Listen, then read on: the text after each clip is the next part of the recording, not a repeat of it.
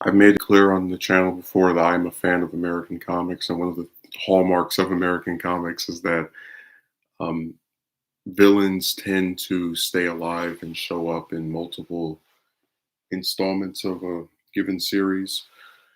And because of this, it always surprised me, especially with comic book films, that they would kill off characters after one appearance. And I guess with the MCU, it's become even more noticeable because a lot of times with older comic films, they weren't designed around the idea of making 5 or 6 sequels. So it kind of was a thing of, hey, this might be the only time we do this, so let's have this really cathartic conclusion that it might leave open the possibility of doing another one, but other than that, it's really just this conclusive story that wraps itself up, and that's usually something that people only felt they could have by killing off the villain. Um, just as an example of why I think this is interesting. So Joker first showed up in Batman #1, and then Shredder from the Teenage Mutant Ninja Turtles. I don't remember the issue that he shows up in the first one, but I know that the reason I'm bringing both of them up is because they were both originally slated to die in their first appearance, and then that was vetoed by some external person, and now they've both gone on to be the arch enemy, like some of the most iconic arch villains of all time.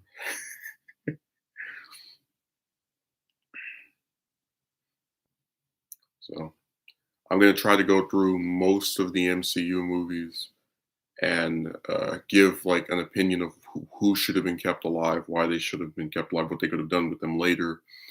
Because I do think it's very interesting to see that disconnect, to see how in this one medium of films, right, they have a big tendency to just kind of like get rid of a villain very easily and without much repercussion or thought. And then in a lot of other instances in comics, they keep them around and they show up like 5, 10, 15, 20 times, or even more than that. So I'm gonna see if people actually show up, or if they don't, I'll start anyway. I just hate it when you start streaming and then nobody appears, or there's very few people, and then as they're coming, they're like, "What are you talking about? Can you explain to me what you just said?" But I'm mostly doing this because I think this is an interesting topic. I like how right as I started the stream, I had somebody call me because, of course, that always happens where they call it the most inconvenient of times ever. It's not a person I know, just some random number. 'Cause that's another issue of cell phones, that these like random people start telephoning you. Anyway, let's start. So I'm a big fan of the first Iron Man. I thought it was probably one of the best films, at least out of the superhero genre. It had a lot of it had a nice character arc for its protagonist. It had some decent supporting characters. It had a villain played by Jeff Bridges that I thought was really interesting in terms of being like this mentor figure who becomes greedy over time. And it was it's very interesting that according to Bridges, one of the original plans for the end of Iron Man was to have them open up the Ironmonger suit, and he wasn't there.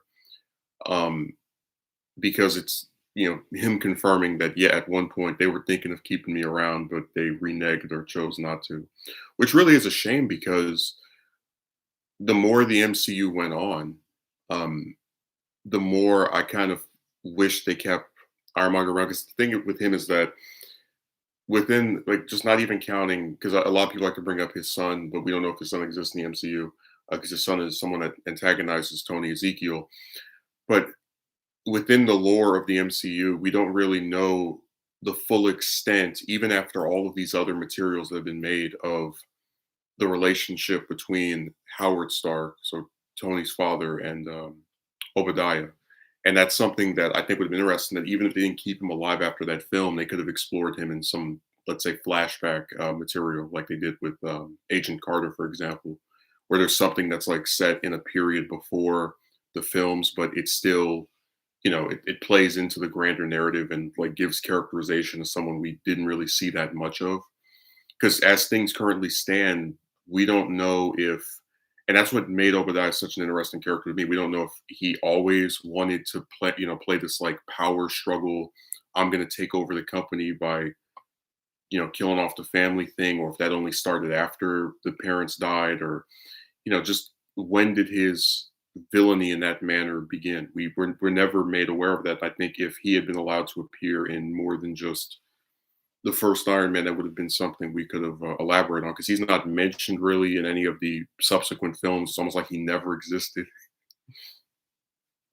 It's even more ironic because a lot of times it's a common trope in superhero films for the villain to die after finding out the hero's identity, because they have like a story breaker thing that would upset the status quo. Like if they know the identity, then it messes up the status quo. But at the end of the movie, Tony reveals his identity. So, which by the way, back then shocked everybody, because the common thing with superheroes was for them to have secret identities. So, uh, yeah, Obadiah was a really good villain. I would have liked to have seen him more, and for the reasons I just gave.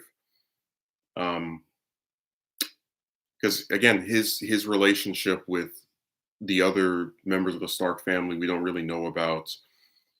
And it's even worse considering what happened in Civil War. We find out about their murder. Some people like to speculate if Obadiah was involved, but we still don't know, because the character's existence really hasn't been alluded to or spoken about in universe since the first Iron Man. Um, so I'm glad I gave my reasons. Going over to Abomination, whatever, because I've never really cared that much about him as an antagonist. Like, he just is evil Hulk. Um, but Leader, on the other hand, they set up in that first Hulk movie, in that only Hulk movie from 2008, and he's a very interesting villain, both in terms of design and just being this like very. The only thing him and Hulk have in common is being green, where one of them is very strong but not that bright, and then Leader is very intelligent but not that strong. He could have really made for a good antagonist for a Hulk sequel, and it would have been good as well, because he didn't just come out of nowhere. They set him up in the first film, but because Universal is run by clowns, we're never going to get a Hulk sequel, at least not in my lifetime, which really does suck, because again, Hulk is one of the more iconic Marvel characters. Like, if I do a top 10 list of Marvel superheroes everybody knows, he would be in it definitely. So it's really lame that we didn't get to see a sequel with Leader, which is what they set up. Like, the only character from the Hulk movie that shows up, the only actor rather, is one that plays General Ross, who after what is this, 9, 10, 11 years in the MCU, he still hasn't shown up as Red Hulk. No, I didn't see the new April O'Neil comic. Not even talking about the Turtles. I'm talking about the MCU and their decision to like treat all the villains like garbage and throw them out after one movie or one appearance.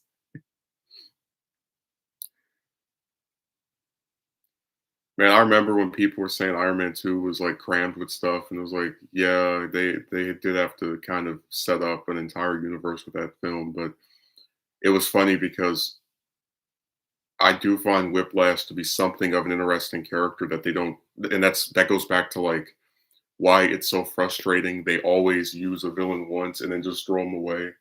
Like, his dad was apparently robbed of the wealth that he could have had for his family by Howard Stark, and there's not enough time spent on it in that film, in my opinion, to really, I guess, flesh it out and sort of make him a more nuanced villain. Well, you haven't seen him in anything since Hulk, right? I know he's coming back for something else, but it's like I want to see him fight Hulk. That's one of his bigger known villains, and you just again, that's not really. I don't blame Marvel that much as I blame Universal, because they're the real pricks that are stopping us from getting another movie with Hulk, with their copyright issue.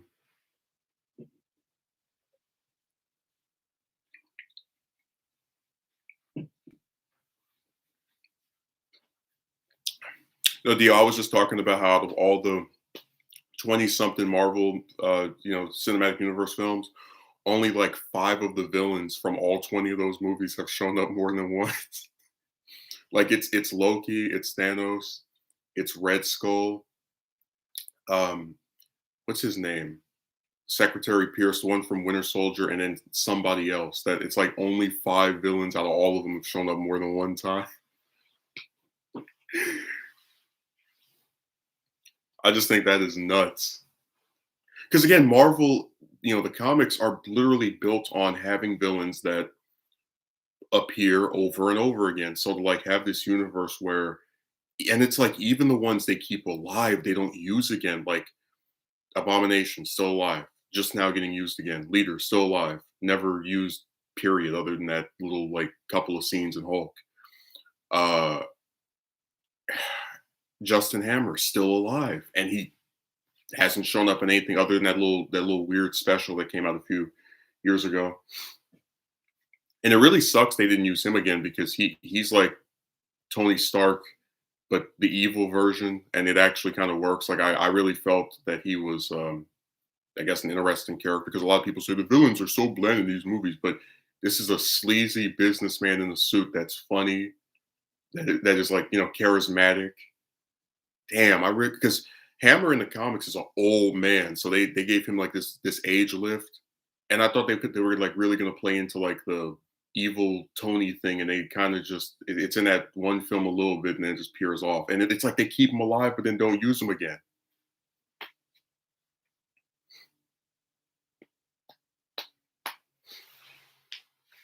So that's another example of just being expendable.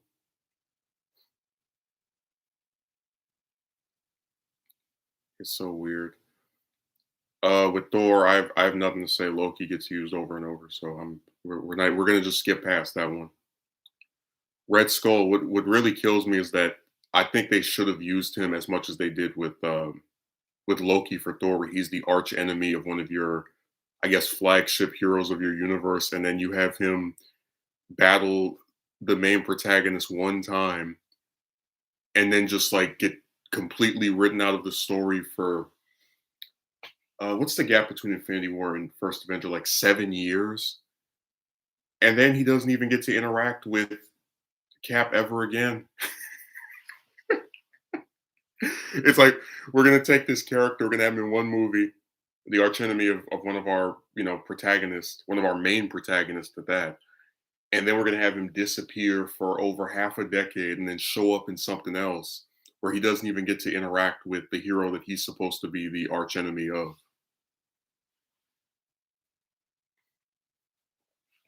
Oh, banana! Everybody loves to be off topic. Everybody's doing that. I'm not even surprised. That's what they love to do. You do a stream with a title and you start talking about that thing. They want to start talking about tennis and baseball and soccer and all this other stuff. And you're like, I came in here for a specific discussion. If you don't want to participate, that's fine, but you don't have to mess it up. So I never do that anywhere I go. I always, if I don't have anything to say, I just don't write anything. Like they will literally come to something that has nothing to do with what's being talked about. Be like, I will discuss this instead. Like, okay, I guess. Um, yeah, I'm not the biggest fan of extremists in the comics because I just that story confused me a little bit. But you know, um, again, another example of recurring villain that they get rid of after one appearance. I wasn't too mad over that one because I didn't think they could do much with him anyway. Who else is on here? I'm over here using that picture as like an example because I don't have all the villains' names just like thrown out in front of me. They made Red Skull kind of brain dead, to be honest. No, I'm saying that like they took this very iconic villain, at least again out of any of the Captain America ones, and just regulated him to a single film and then got rid of him and acted like he didn't even exist for 6 or 7 years, then brought him back so he could stand in front of a stone and give a monologue to people that aren't Captain America. And then they had the balls to have Endgame end with Cap going to put the stones back in place. And we don't even get to see him and Red Skull interact with each other. the first time they've been on screen together in years, and like just whatever. So that's my problem with that. I think they should have used Red Skull just as much. Like I think if any character should have been in all of the Captain America films besides Steve and Bucky, it should have been Red Skull. He's a very important character. The superheroes in the MCU aren't even compelling apart from Tony Stark. Well, again, I'm just simply giving examples of what I was talking about when I said that a lot of the villains are used one time and then not used after that, and contrasting it with how often they're used in the comics as an example of how certain writers are able to continue making compelling stories with the same characters, whereas the ones who do films usually run out of ideas after one appearance, which is why they end up killing them off more often than not.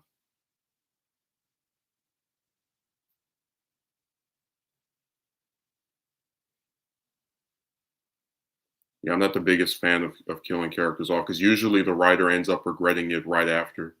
That's why in Infinity War you have Loki get murdered and then not even 2 movies later he gets brought right back. Yeah, I don't know what Banana's talking about. Thor lost his entire like you're introduced to him in 2011 as this arrogant person that believes the throne is his, and he has a character arc through that film where he humbles himself or is humbled by these experiences with humanity. And then over the course of the Dark World and Ragnarok, he loses both of his parents. All of Asgard has to assume the role of king, loses his closest friend. What are you talking about, Banana? Thor is one of the best character arcs on any film protagonist, period.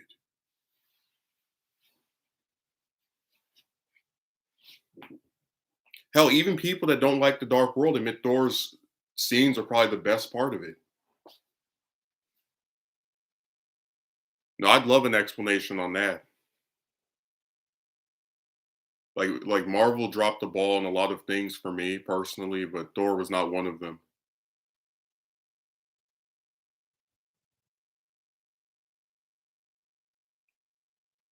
Thor got a character arc you very seldom even see in movies. Like by the time of Infinity War, I'm surprised he didn't hang himself. They have a whole scene where he just talks about all the people he's lost.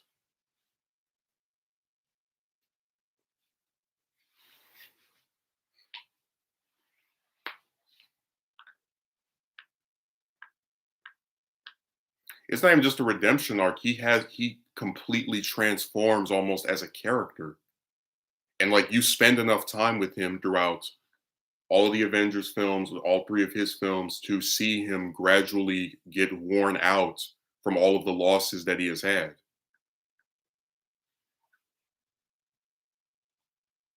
That's why when Banana's like the only person whose character, it's like, what?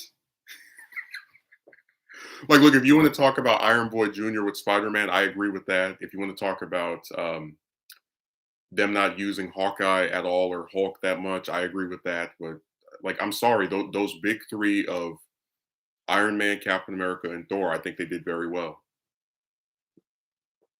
I don't even tell Thor because his character is so good. I feel like comparing him to the others would be putting him at a low bar. No, that's not what you said. You said that what was it? The superheroes in the MCU aren't even compelling apart from Tony Stark.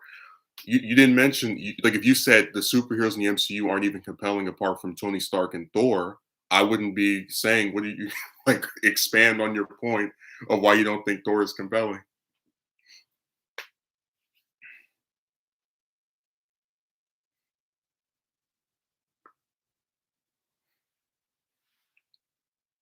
Yeah, I don't know what he's talking about.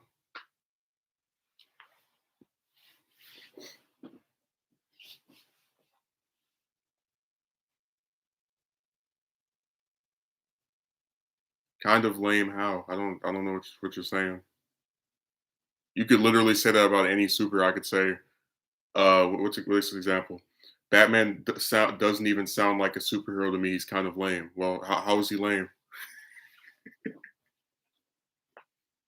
Dude, that's the worst part of streams where like you sit there with people for like 2 hours and then they don't even like literally for the purpose of them explaining what they're talking about.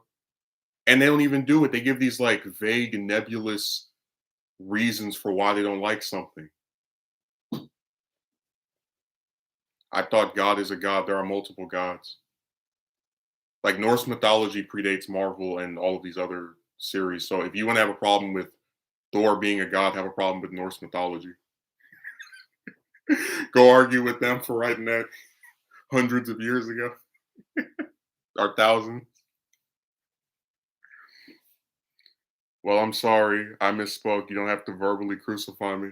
No, I was genuinely curious as to what problem you had with Thor because I thought they handled him very well compared to the majority of characters in their own universe.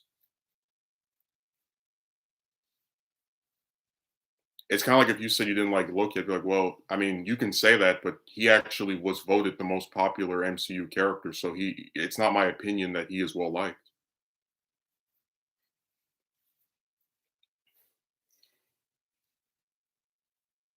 No, James, they have had gods before. Like Stan Lee didn't just sit there and go, "I'm going to make gods now." Like that's that's been around in different mythologies for literally thousands of years. So if he wants to have a problem with there being more than one god, he has to argue with those different ideologies and fables.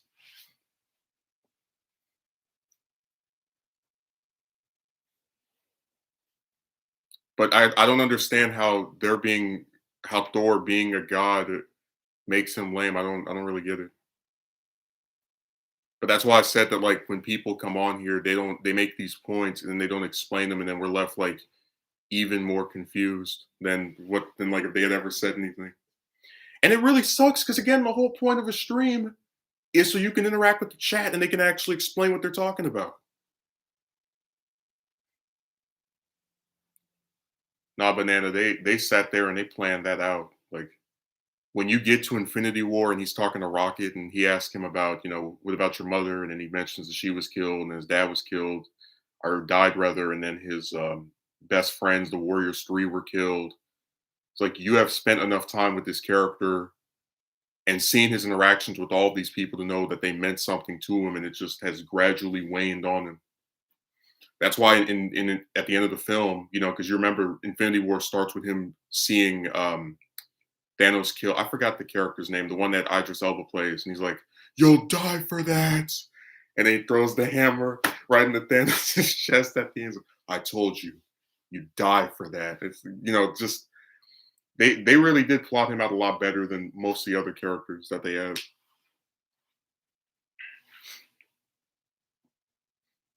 Anyways, let me get back to these villains. I see we have some that are showing up on the stream. We're talking about villains, so we have some villains on the stream. Isn't that good?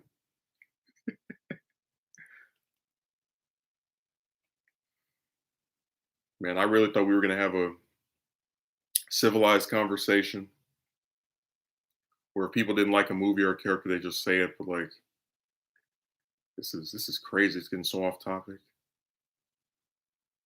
I don't know what the JCU is.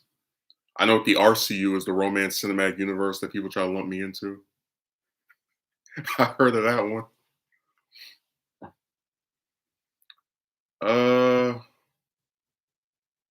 which film did we not do?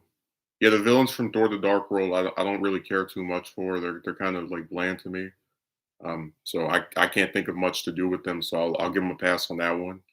But Alexander Pierce was a pretty interesting character from Winter Soldier because a part of me feels like if he weren't played by Robert Redford, who is kind of like considered a legendary actor, they might have been able to use him again, which they did for a little scene in Endgame, which surprised a lot of people. But just given his age at that point and that he wasn't that far away from retiring, I see where like it makes sense to me why they didn't keep using him because uh, it's funny that that Guardians of the Galaxy is considered one of the better movies, but then Ronan's considered one of the worst villains because he's just this like really bland antagonist. And I remember I was talking to this person that was like crapping on Age of Ultron, and he was like, "Oh, I didn't like the movie because I didn't like Ultron." It's like, well, I don't like Ronan, but I like Guardians of the Galaxy. Like you don't have to have a villain that is likable or interesting to have a good story, because a villain in a lot of instances is just an obstacle for the protagonist to overcome. That's why with the Last Airbender, even people that say the heroes in that show are complex, they point to Ozai as being a very one-dimensional antagonist. Because again, like his character is irrelevant. What he has done is what they're trying to overcome. So you know how people are. They always find a problem with something. First Guardians has audio problems to me. Listen, I'm just going off of what I've heard of it. I've seen a lot of rankings of MCU films that's typically placed at the top or close to the top or in the upper tier of films. So I'm simply going off of what the popular consensus is. I'm not saying it's one of the greatest films ever made. I'm just telling you that even people that like that movie admit the villain is lackluster. But again, you know, the villain is just the threat that the hero's supposed to overcome in a lot of instances. So they're still fine with it. That's kind of how Dragon Ball is, where like a lot of the antagonists aren't that interesting of characters, but the protagonists are in terms of complexity and character arcs and the rest of that. Uh, who's after that? Yeah, the only villain from Guardians One that is actually interesting is Nebula, but that mostly comes from Guardians Two and Infinity War and Endgame. They don't really do much with her there, which is really funny that like she's basically the only antagonist, and not even the main one, like the only antagonist besides Loki that actually gets to be explored in multiple films and like made into a fully fleshed out character.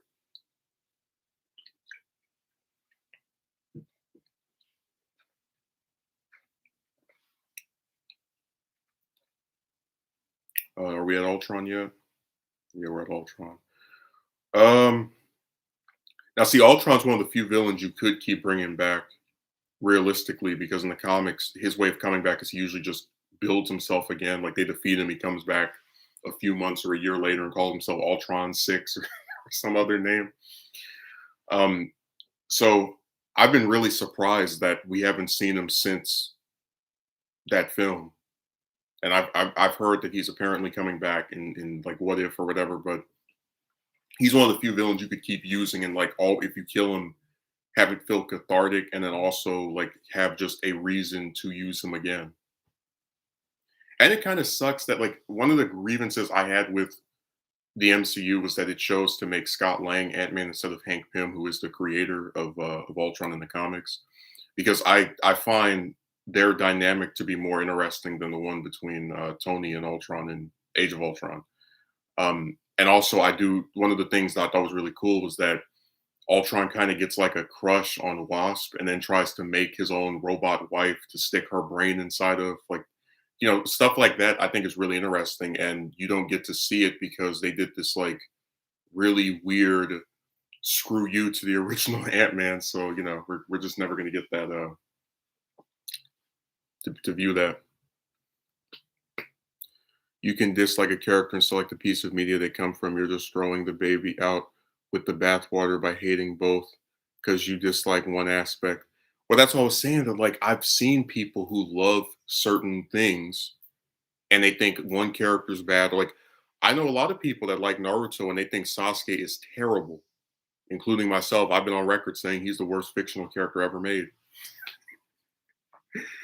And it sucks because like I don't dislike any other character from that entire series other than that one. He happens to be the like deuteragonist or second most important, but it sucks.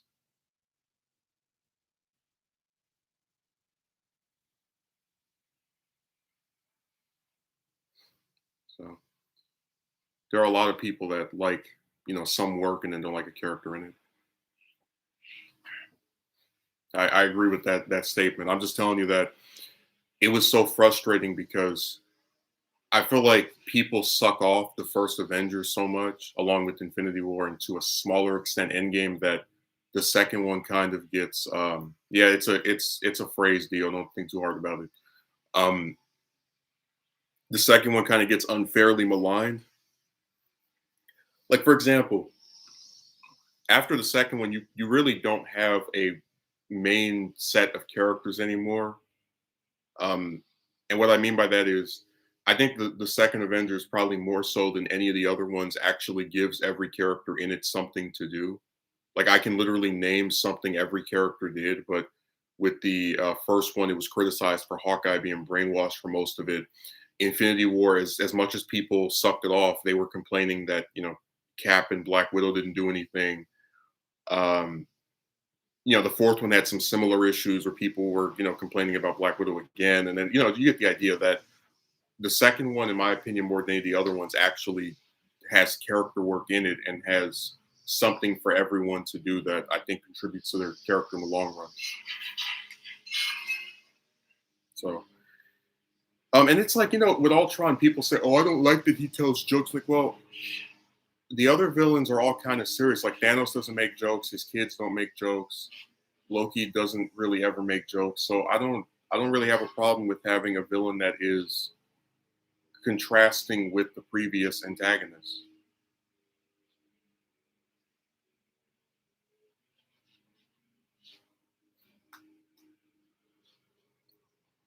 Let's say I like him better when he was when who was oh, okay.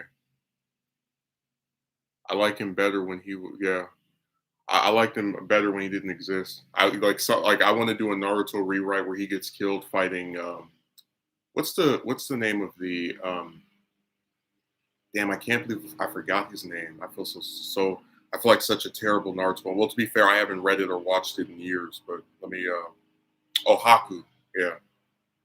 I was looking up because I remembered Zabuza's name, but I don't remember. I wish Haku had killed Sasuke, and then we could have had Naruto like try to avenge the Uchihas and actually have Itachi be the villain that they led us to believe instead of a guy that was just doing bad things for the right reasons.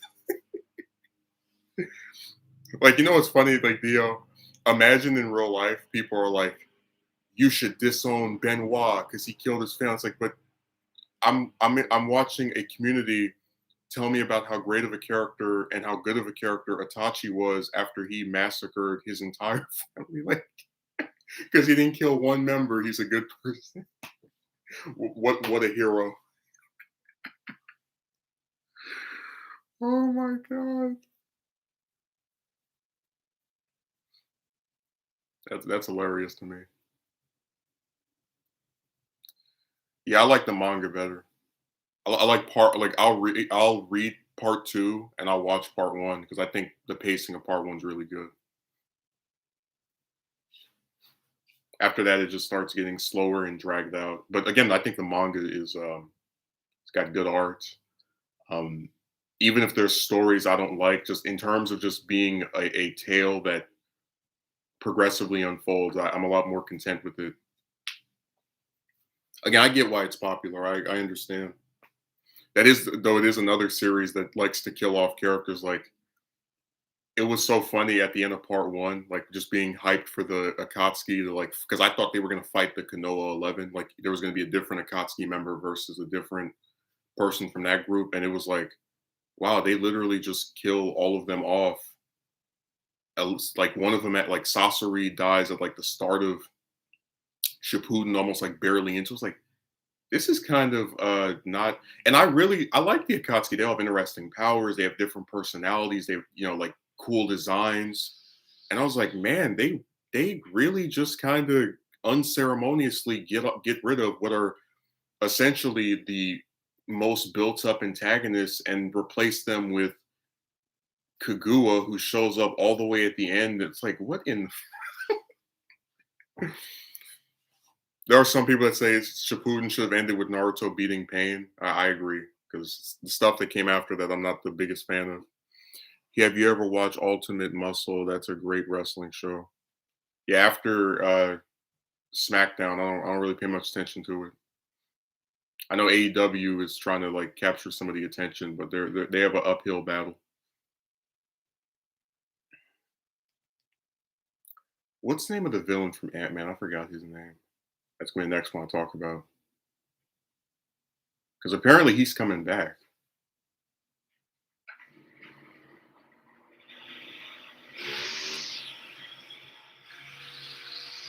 Where is he? Yeah, every time I do oh, Darren Cross. Okay.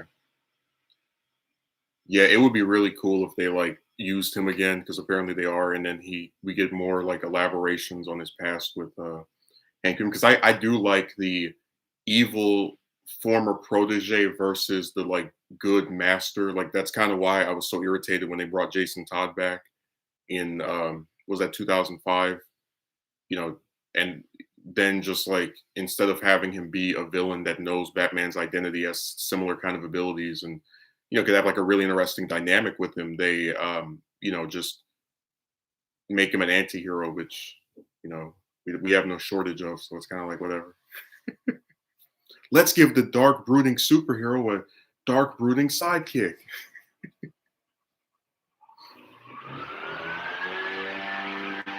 I hate the filler. Pain is all people talk about. No, I remember Yellow Jacket, but I'm saying that, like, listen, Yellow Jacket's a name that's been used by multiple characters. I wanted to use his, like, actual name, identity. Like, if I say Ant Man, people think of Scott Lang only because the movies came out before that. It was Hank Pym. So that's why Jubilee works so well as Wolverine's sidekick. Yeah, I'm not the biggest fan of her. I probably would prefer his interactions with Kitty Pryde personally, but the '90s X-Men show, in my opinion, probably the best lineup of any X-Men thing at all. Like take that lineup and use it for a new show, and it'll be perfect as far as just the characters you have in it.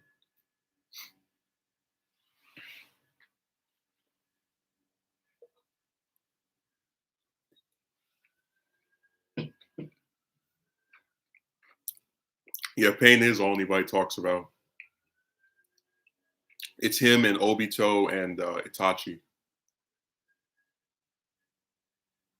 and then maybe Orochimaru a little bit. But like, you don't see anybody talk about Conan or Kishime or Kizame, how you pronounce his name. It's just they were like, whatever. Deidara is the guy with the like we call it the tongues coming out of his hands. They're opposite personality wise. If you have a dark brooding character, you don't want a dark brooding sidekick writing 101. Yeah, because like I always liked that Dick Grayson was not Bruce Wayne Jr. He had his own personality and he was kind of like a softer, lighter character, So uh yeah, I think they really dropped the ball on that. And Jason as a villain would have been because Ra's al Ghul also knows Bruce's identity, but he's not he's not someone who would just like hang around Gotham. Like it would have been so cool if like every time Batman goes out, oh my god, is Jason out there? Is he gonna say something about who I really am? Like, man, they really messed that up.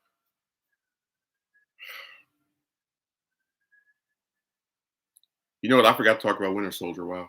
Because him and Jason have a lot of things in common where they're both sidekicks that were killed off and then were meant to stay dead forever. And then in like 2000, in like the early 2000s, they both get resurrected as seeming villains before having these like anti-hero, turns. Yeah, Winter Soldier is the only villain. It's like it's him, Nebula, and Loki that are the most developed ones, and then maybe Thanos. But we'll get to him later. Mm. So I don't have any problems with Winter Soldier. They're using him about as well as I think they can. Although I was kind of pissed off that they have him in Infinity War literally just to die. Like he's in the post credit scene for Ant-Man and Black Panther, and then he's in Infinity War with like maybe 3 lines. He gets this itty bitty reunion with Cap, and then just gets. Hold on a second.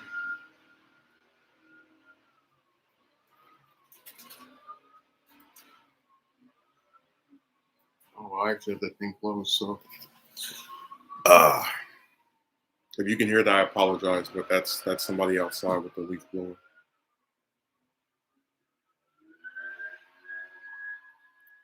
Like, who else have we not done? Oh yeah, Zemo was great. They did a. I didn't like that they didn't give him his purple mask. I'm glad they eventually brought it in during Falcon and Winter Soldier. But I really like him because He's not arrogant. He's a very it's ironic they made a rich character like very humble. He knows he can't beat the Avengers, so he devises a plan that is like so smart and calculated as to have them kill each other. Like he reminds me of a lot of those telepaths I would see in different like shows and movies that would make the heroes fight each other because they know they can't beat them by themselves. And he's like as smart as them and able to do things they can do without actually having powers. Like it's um Civil War just has a lot of writing stuff I really like. And then I'm glad they kept him alive, and I'm glad he got used again because I do enjoy his interactions with Bucky. And Pain isn't even that compelling of a villain. I killed millions of people, but have you ever considered that I had a rough childhood? Listen, Banana, I'm the last person you're gonna see that's gonna like tell you about how, oh no, you got this Naruto character incorrect. They're so complex. Like most shonen villains, I don't think are that complex or that interesting. I'm simply saying that to me personally, a lot of what followed after Pain, I feel like we could have done without. Like I didn't need to see Neji get killed off after literally doing nothing for 40 volumes. You know what I mean? Like I'm not here to defend Pain and say he was great or this amazing villain as other people do. I'm just saying that having him be the last antagonist of the series and then ending it with the whole village like throwing Naruto up and celebrating him protecting the, I think that would have been more interesting as a conclusion than this weird war that, just whatever. Kishimoto tried so hard to make me feel bad for Pain. Don't worry, we're gonna have a Pain spin-off series where you get to watch his abusive childhood.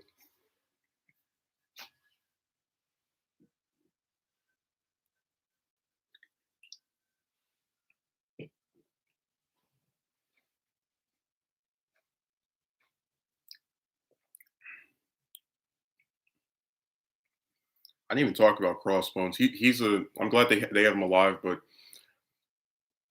I don't know what they're gonna do with him other than maybe have him fight Sam Wilson as Cap because you know. So I guess I'm happy that he's still around. Dormammu is Doctor Strange, arch enemy. I'm very doubtful that we've seen the last of him.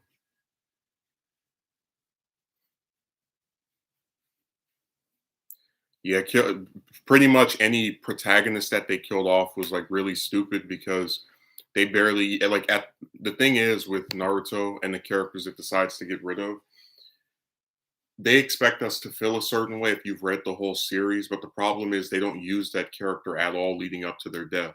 Like I don't know anything that what's his name? The leader of team what is that? Which team is it? The one that Shikamaru's in. The son of the third Hokage. I don't know anything he did before fighting Hidan. And then Jiraiya in Shippuden really does not do anything before getting murdered. Same thing with Neji. Like every time they get rid of somebody, I don't feel anything because you don't use this character at all.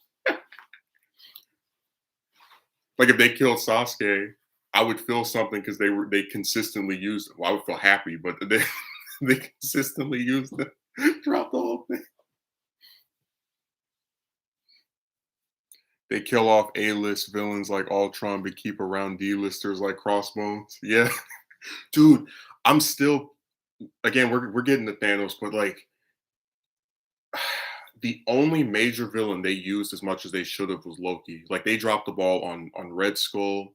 They dropped the ball on Ultron. They could have made a whole two or three, like a whole movie trilogy with Ultron just as a lurking force where it's like built up to his hatred of humanity as he sees the Avengers. Like you remember in Civil War where they were talking about like the damage that the Avengers fights do and all these people that get killed.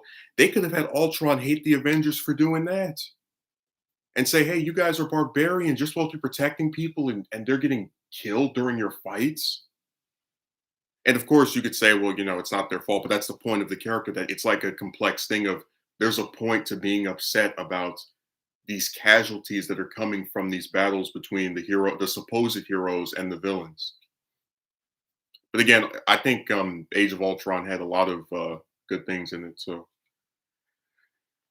it's hard to, for me to get mad because it's like all anybody does out of all the Avengers movies is trash that one. They make that one just seem like the redheaded stepchild. At least that one doesn't have a confusing time heist plot that I still don't understand. At least that one actually gives Cap and Black Widow something to do, unlike the next one. At least that one doesn't have Hawkeye brainwashed for the entire thing almost.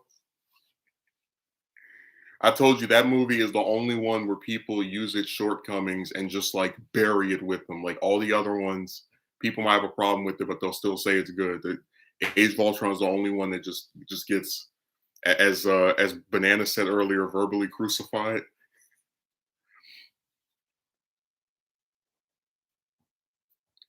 I think they might bring back Ultron. I hope they do. I'd like to see him. Wouldn't it be cool to see him fight the like whatever the new Avengers end up being?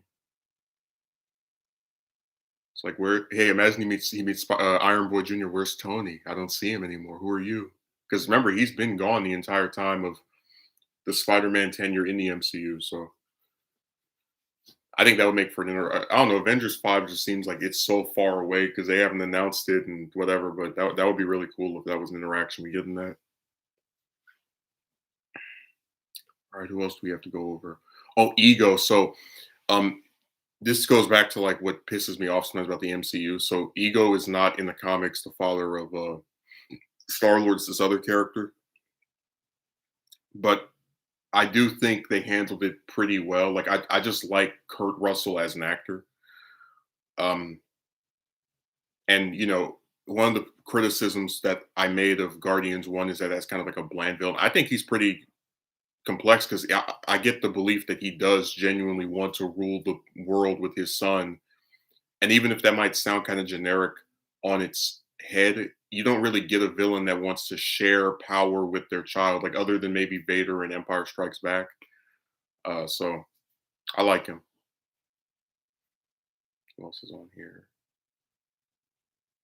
Is it time to talk about? Wait, who's the villain from that? Sorry, I'm looking at the picture. I need to just go to the MCU and type in the films and go movie by movie. Anime has a tendency to show trauma of porn in a shoddy attempt to make you feel bad for a villain who continues doing bad things. Like I said, the ultimate just goofiness of Naruto was when they tried to get me to feel bad for a villain that killed his entire family, except his brother.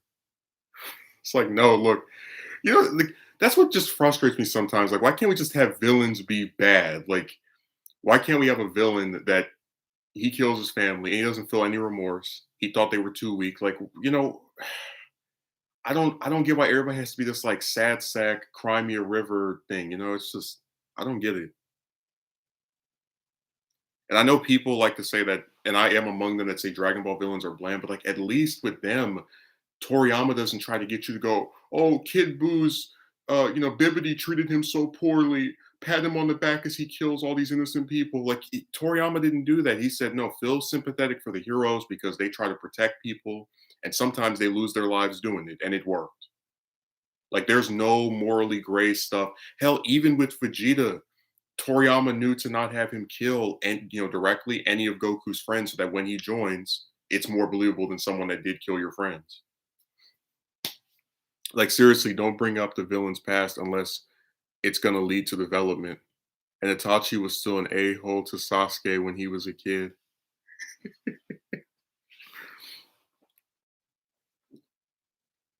Again, I think the Akatsuki were really like look really cool. They have good powers, but their use in Shippuden is really frustrating because a lot of them get one fight, then they die. And I would have really had hoped that they would have kept some of them alive so that they could have a character arc of like, oh, our scheme didn't work. I guess this really is the end. But Kishimoto followed the worst trait of Toriyama, which is to, like once you're done with the villain, just throw them away forever. So, and that's why Boruto always felt like a joke to me because you had these like big doomsday villains that are all now deceased. Like even ones that weren't all the way up. Like that's why I said with the Akatsuki, you have all these different members, you just kill them off. It's like even the ones that weren't all the way at the top, you just get rid of. Like the only villains they keep around are Kabuto and Orochimaru. Orochimaru. Do you remember when part one ended and we thought Orochimaru was going to be the main villain of the rest of Naruto, and then he just like gets completely sidelined for let's see, Pain, then Obito, then I guess Madara as well, and then Kagu. Damn, what happened? Like, remember when Orochimaru killed the third Hokage, or I guess the third Hokage sacrificed himself, killed like just to defeat him? We really thought this is the guy. This is going to be the person that Naruto has to overcome, and then the rest of the story after that in part one leads to that, and then it just falls off a cliff, and then you get Toby and the rest, and it's like, well, this is kind of anticlimactic. Like, it's crazy to think the villain from part one just was so completely phased out by like the halfway point of part two. Like, he when he gets defeated by getting absorbed by Sasuke, it's like so anticlimactic. It's like this is really what would happen. That's how you're going to take out the big seeming main antagonist from part one. All right, whatever. Damn, that was lame. Which one are we at now? We did Civil War, Doctor Strange, Guardians 2, Spider-Man Home. Oh, I love Michael Keaton. Um, in Beetlejuice, Batman 89, Batman Returns. So I was glad they kept him around. Um, Vulture's most obvious like trait that he has outside of being, the villain that flies in the air is that he's part of Sinister Six. So hopefully we can finally get a live action version of that because we've been missing that for a long time. Just a great performance, and I'm not even a fan of Iron Boy Jr., but I'll praise Keaton anything he does because I think he's a great actor. I do, there is a second Vulture in the comics that like takes over for like an issue or two when Adrian fakes his own death. So if they ever wanted to like do a two villain story with Vulture as like the B plot, they could do that. Of course, they won't do. They're gonna instantly go for Sinister Six because they're keeping them around for a reason. Like they introduced Shocker and Scorpion in that movie without them having their powers for that explicit cause.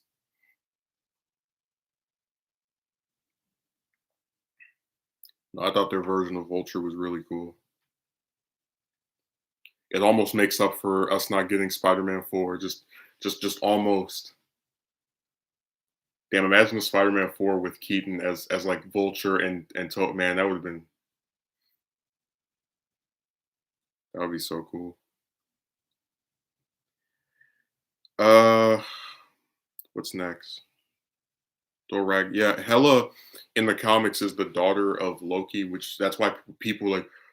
I'm looking at Hela and she and Loki look alike. That's why I think Thor's the adopted one. I was like, well, she has black hair because in the comics she's the daughter of Loki. Um, my biggest problem with her, one is that she dies. Two is that most of the film is spent away from Thor and Loki, so we don't even get to see her interact with the only two people that are alive that she is in some way connected to. And that really is frustrating because it means like on Asgard, she's just talking to random, nobody cares about characters, throughout the whole film until the final battle. Um, yeah, man. Look, Surtur, I don't. He's not the main villain of the movie, so I'm not as upset over their use of him. And he does kind of have a thematic purpose, like he's introduced at the start to set up Ragnarok. So to me, it feels like he kind of served his purpose. It's just with Hela, it's like you get this big name actress to play her, Kate, and then you use her in a film where she's mostly not even near the people that actually could tell us something about her. Like you have Odin in that movie for like the first few minutes, and then at the end, it's like we don't get to see him interact with her. We don't get a flashback, nothing. And a lot of that has to do with the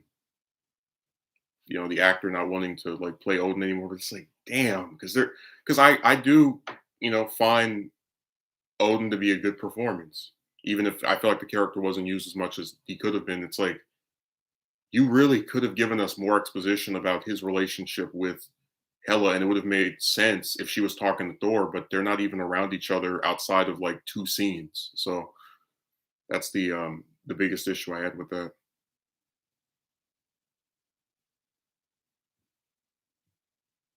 Stuff can get really irritating.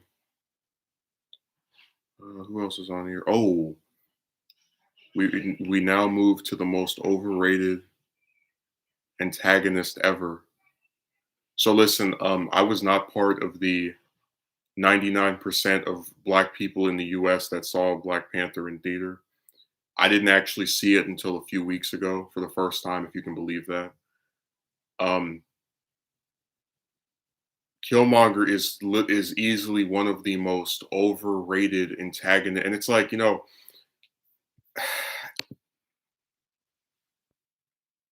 he's not a bad character in my opinion.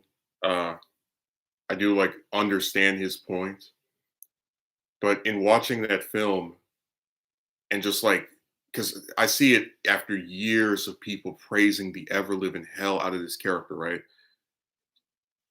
I don't really get the appeal. Like, certainly not to call him one of the best villain, like maybe one of the better MCU villains, but not one of the best movie villains. Like, he's barely in the film. First of all, he disappears for a very significant portion of it. To where when we got to the third act, I almost forgot he even was in it. He has that one scene where he robs the place after poisoning the lady that tries to say something to him, and then just kind of vanishes. And that's the biggest problem I have with him, that he doesn't really feel like a main character in the film that he's supposed to be the main villain of.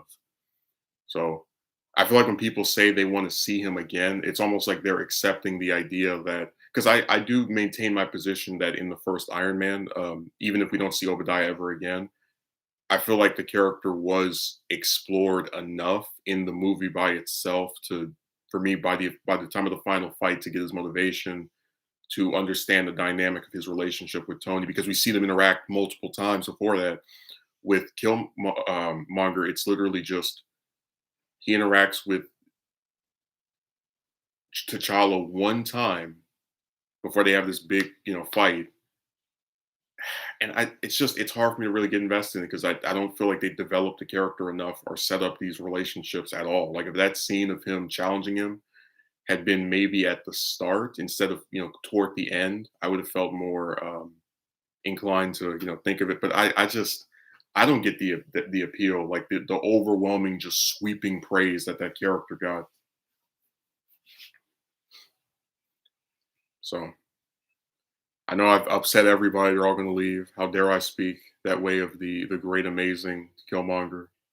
What a sick person I am for saying that. But I just don't think they spend enough time on him to warrant all of the praise that he gets. Uh, so anyone have anything to say or what?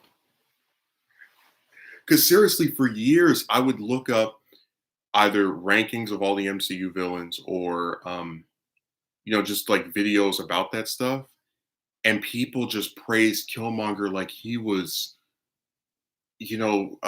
something like, when people praise Joker from The Dark Knight, I can at least say, all right, well, that's a villain that a really good performance, character's kind of scary without having any powers.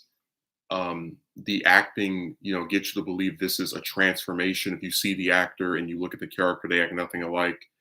Just I can look at that and I can understand the hype. But in the case of Killmonger, it's like he's a guy that has a good scene at the start. He kind of like kills off one of the more interesting character, villains in my opinion, and then just sort of, I don't get the appeal. The appeal is in like the, just all the praise that he received. It was really insane to me. But even with that being said, I do think that they should use him again, because for one thing, I think it'd be interesting if they revealed that he was alive, and then, because one of my problems with Endgame is that we don't see Wakanda without its rulers, because Shuri and T'Challa get erased. So it'll be interesting to see what, his reaction to a lot of stuff after that film would have been. I didn't even know they were calling him best villain ever. They're calling him one of the best. So usually, if you look at a ranking, it's him, Vulture, Thanos, Loki, or like those four pretty much always at the top of people's MCU villain rankings. The guy who played M'Baku, yeah, I know, Winston Duke. I mean, if they want, if I don't have a problem with a black person voicing a white character, it's fine by me.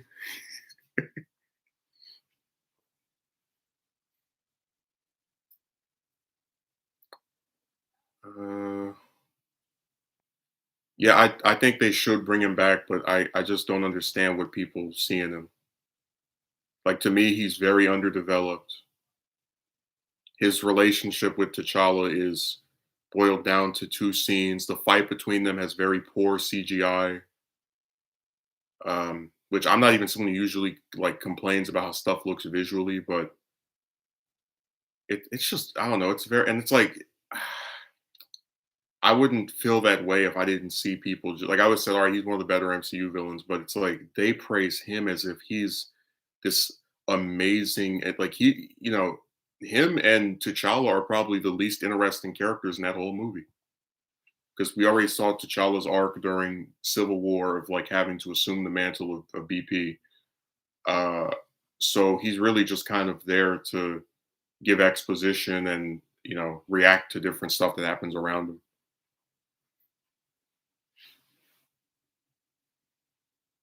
Oh, Dave Chappelle's great. But yeah, Dio, do you love Killmonger? Is he one of your favorite villains? I remember people were saying that they should have Michael B. Jordan play Black Panther. I'm like, how does that even make any sense? You're gonna have the guy who played the villain in the first movie now play the protagonist in the second. Like what?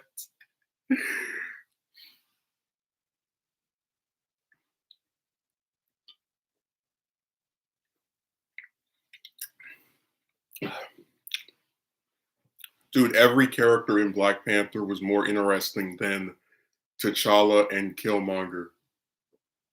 Like Shuri was more interesting, the mom was more interesting, um, the Dora Milaje were more like everybody was more interesting than the main protagonist and the main villain. M'Baku was more interesting. LeBron James should take over as Black Panther so he can sink the franchise. I'm just so tired of reading those damn like just watching people spam the same comment over recast T'Challa, recast T'Challa, recast T'Challa.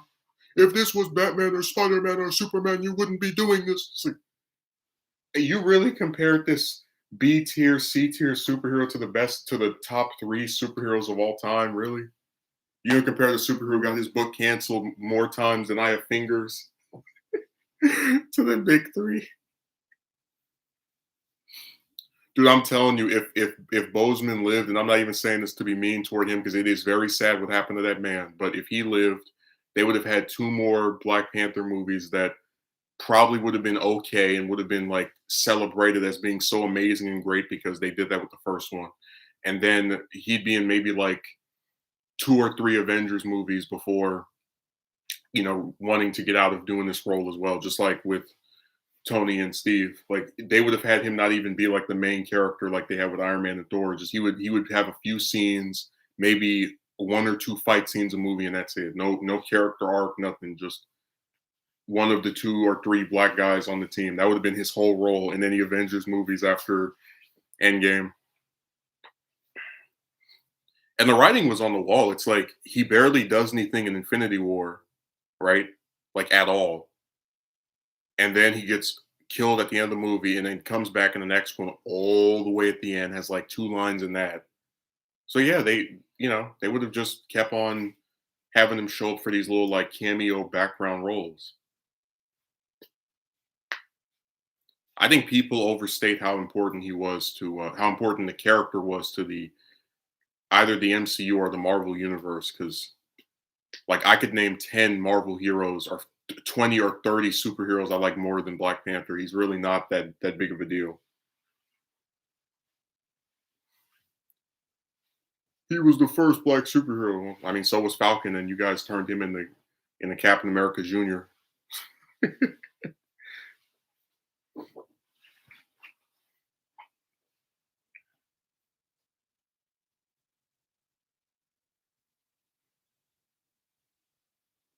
Recast T'Challa, recast T'Challa. I've been seeing that spammed everywhere. I'm like, damn, like you can't make a video on that movie without having someone spam that in the comment section. Recast T'Challa, recast T'Challa. They make me not even want to read the comment section anymore. Like, if it's just gonna be the same thing spammed over and over, like It gets kind of redundant. Uh oh, now we can get to Infinity War. There was a comment Dio wrote. I'm trying to see where it is. There was something you wrote.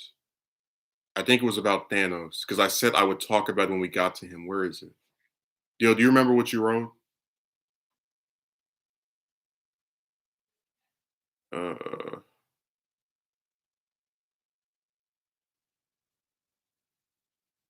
man, where is it? Yeah, I don't see a deal. There was some comment that you wrote about Thanos, and we like I was gonna save it when we got to him, and now we're at him, and now I can't find it. Oh, the irony. Uh,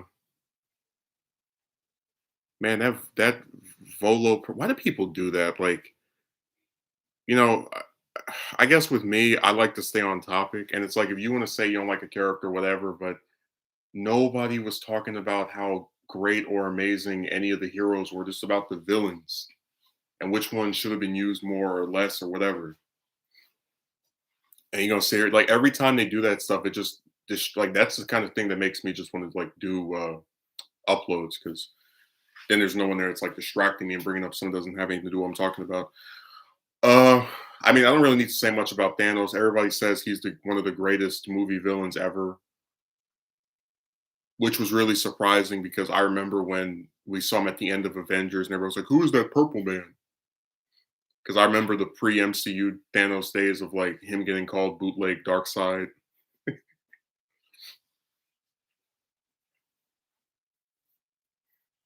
I will say his kids were very underused and went almost completely without characterization. Like the only one whose name I can remember is Ebony Maw. That's the one that Iron Man calls "Shut up," says "Shut up, Squidward" too. It's like I remember in the comics, he's like the star scream of that group. Like he wants the stuff for himself. And I guess maybe you can say, oh, they're not the main villain, what does it matter? But it's like you killed them off, so now we'll never have any. I don't know. I think, in my opinion, and again, you can say whatever. This is just my opinion. I think they tried to do as much as they could with Thanos in Infinity War, like that character in that one movie. But for someone that's going to like completely change the course of history of the MCU, you probably needed at least two or three to really give him full characterization. What I mean by that is, um, he's a character who inherently has like a big background, like a long past. And one of the original plans for Guardians of the Galaxy was that he was going to be one of the main antagonists, but that was written out because they wanted to keep him as limited, to like to incentivize people to find out about him during Infinity War. But I think him having a bigger role in that movie would have made him more fleshed out because we don't we get like one flashback of his relationship with Gamora. We get him like giving his character motivation, but we don't know about how he acquired these other children of his. And that's what really sucks because thanks to CGI and having like these kid actors, you can really do, like a whole movie of just how he met this person, that person, this person, that person.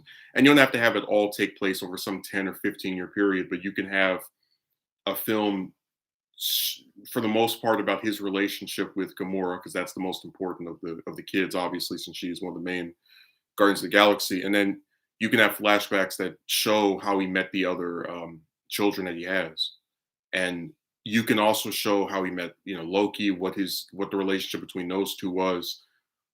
Because by the time we got to Infinity War, I almost forgot that they even knew each other, that army was from Thanos because it's not really touched upon that much in Avengers, and we only get to see see Loki and Thanos interact one time before a certain neck snaps. So again, Thanos, I believe earns his place as one of the greatest movie villains, but I do think for the sake of his character, they probably would have been better off if they had shown him in something before that. But see, the problem is if they try to do it now, the people are going to go, "Why are you making a movie about a dead character?" Because they did that with Black Widow, even though because apparently you can only have a movie that's entertaining or good if the character's alive, even though. Whatever. I get so sick of that. Like, let them make the damn movie about the deceased character. If you don't want to see that, then don't watch it. Why make a movie about a dead character? Dude, you would never see anybody tell George Lucas, don't make the prequels because we already know Vader dies. Like, you know what I mean? Like, I just sometimes people want to tell more stories with someone that's deceased. You know, like it's not too difficult to understand. Like if Kishimoto wanted to do a prequel to Naruto about, like the Akatsuki forming like with these villainous protagonists, I would read that in a heartbeat. I'd pick that over Boruto. Because now that would retroactively make all of the members again, assuming this hypothetical Akatsuki series was like 200, 300 chapters, it would make all 10 of the members more characterized and have, in my opinion, enough stuff done with them to where I feel like they're not just these goals for the heroes to overcome, but their own characters. Yeah, true. People praise the dead, anyways. No, granted, I'm saying that while I think Infinity War did a really good job with Thanos, I think there's a case to be made that because even though he's in two movies, he's really in mainly one, and then he has one scene in Endgame at the start, and then it's another version of him in that film. It's like I believe, based off of all the stuff that we're told about him, that a prequel film would have probably been better being made than they should have done that instead of Captain Marvel, honestly, because she has no role to play in Endgame. Um, she is just there at the start and at the end. She's a Deus Ex Machina. I don't. I think instead of having a movie about a character that had nothing to do with the Infinity Saga, they should have made a separate prequel film about and have it like be in between Infinity War and Endgame about Thanos's like how he met Gamora and that what we even though we had like a little clip of that, but like his relationship with her, with Nebula, with his other adopted children, how he met them. I think that would have been really good and better than just hey, let's take this character that has nothing to do with this story and give her her own film. Yes, definitely a pre-sequel for Thanos. Yeah, dude, Infinity War is like one of only I can only think of maybe three superhero movies where the villain is like getting more screen time than the protagonist. Like the Tim Burton Batman movies, and that are the only time I've seen that happen.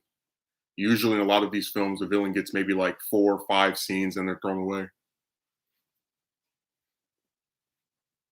That was one of the reasons I like the first Spider-Man because not Homecoming, the 2002 one, because Green Goblin's origins are like explained. We see him struggle and like his humanity. We see him have multiple fights with Spider-Man to where it feels like they have a heated rivalry. It's just there's a lot crammed into that one film that really sells me on that final battle where they're fighting each other. Uh, their rise to power is often better when they already have it. I'm just saying. I think another movie about Thanos would have been really good where it shows him learning about the stones and like developing his ideology like when he talks about the resources being finite, maybe have him go to some planets and see these people who you know can't live because of overpopulation, just stuff like that. Even if it's in his own twisted way, does humanize the character because he does hate suffering. And even if he has a genocidal maniac viewpoint that comes from it, it still is something that has a basis in wanting to see at least some other group of people that's not himself succeed. So I think they should have done that. Um, I'm glad they're bringing him back in What If. He's just a really, really good villain. I do believe that we would have been better off if we had at least one more full movie with him in it before they got rid of him. Because as things stand, it sucks when like with Heath Ledger in The Dark Knight, you always have the inference that if his actor didn't die, we would have seen that character in other movies. Like I'm very convinced we would have. But with Thanos, it's like Brolin is still kicking. He's still fine. He still pretty much looks the same way. I really believe they should do it. And they did say they're open to doing like prequel movies, so hopefully they do make that because I think it would be very interesting, and it would be a nice change of pace to have a villain as the protagonist of a film that shows them developing their ideology and their viewpoint that will later lead to the destruction of half the universe's population.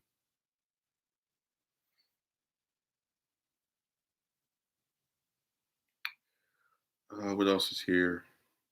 Yeah, I didn't see Captain Marvel, so I'm not talking about that.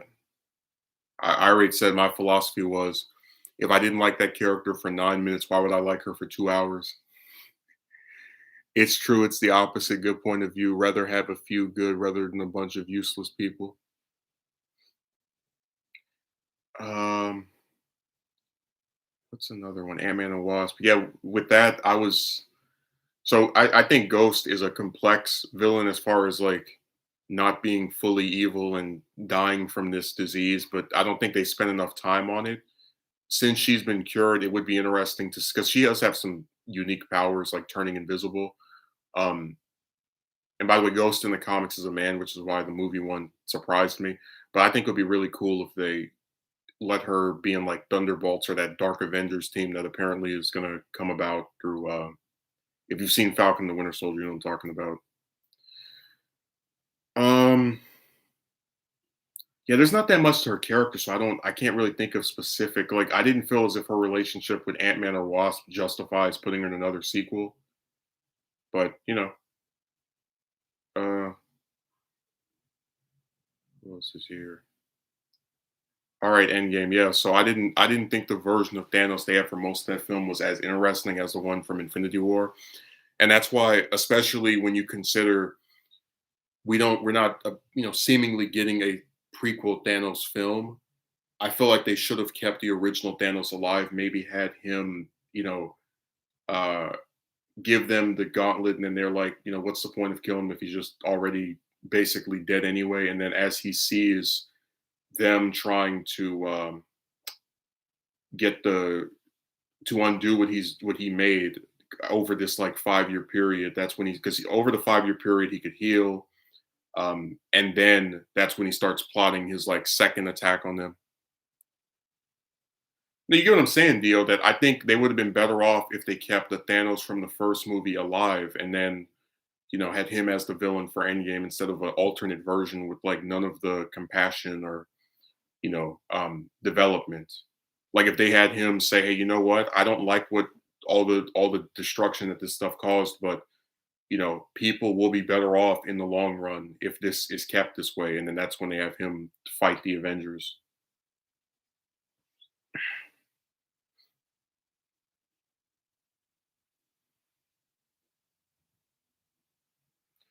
Now that alternate timeline stuff was.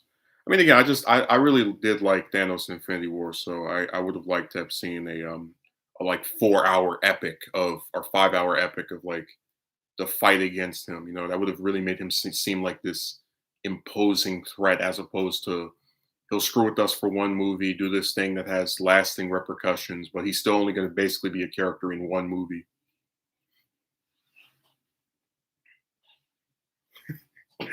I don't know. A lot of the movie characters that I find most memorable are usually in multiple films. Like I don't know, it's just me.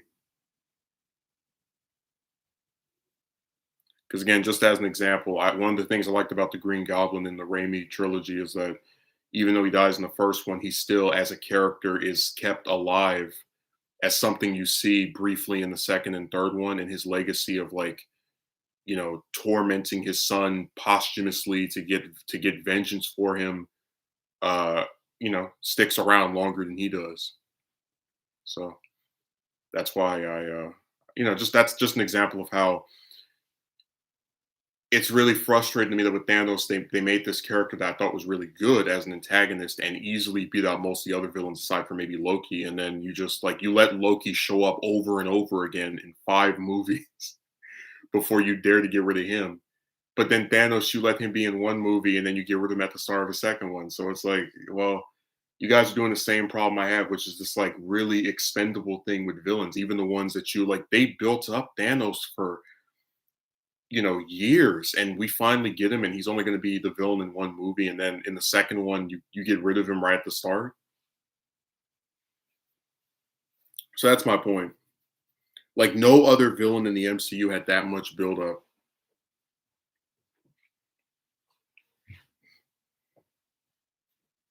And it's like all that build up so he could be the antagonist in one film, and then he gets replaced by an alternate version of himself as the villain in the second one. Imagine if it was like that with Loki, where like it's Loki in Thor, right? The first Thor, and then it's an alternate version of Loki in the second. You're like, what in the world? Why didn't you just use the same Loki again? Why tell a story of him like attempting to be evil a second time, you know?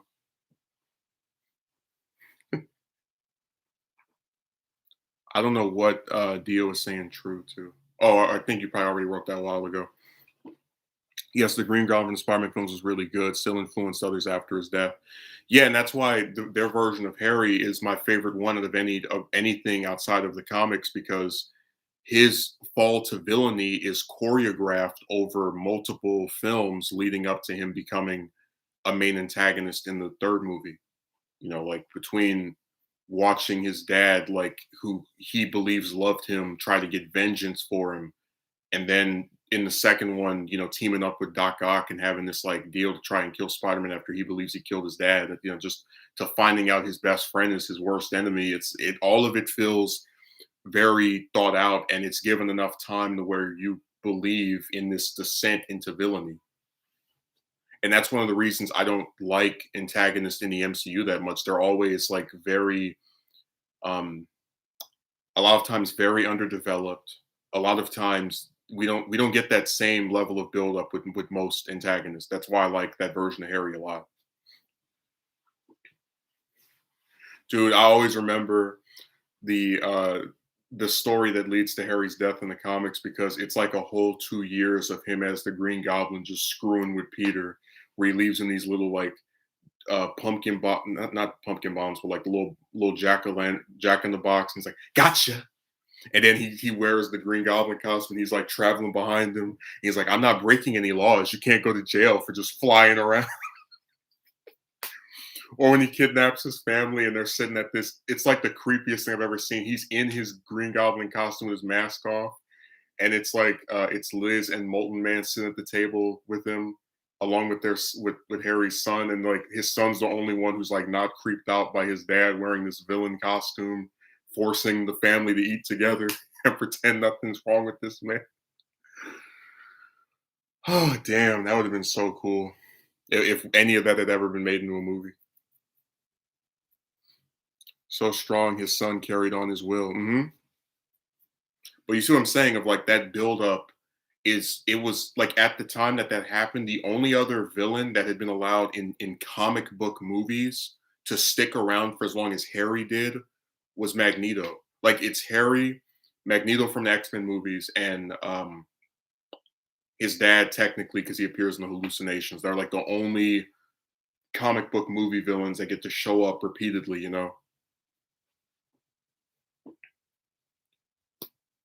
But it's a shame because the antagonist help makes the protagonist in these movies. Yeah.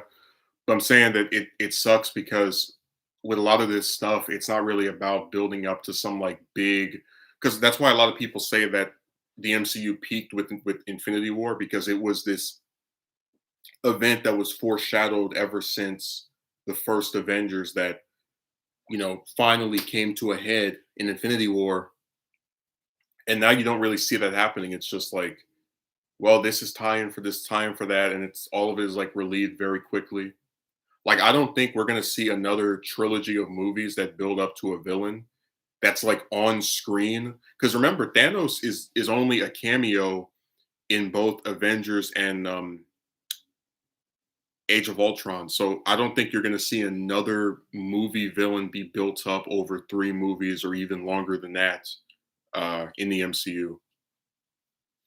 They might get mentioned, but you're not gonna like see them on screen. Because with Harry, we saw him on screen reacting to this stuff and descending further and further into, the antagonism.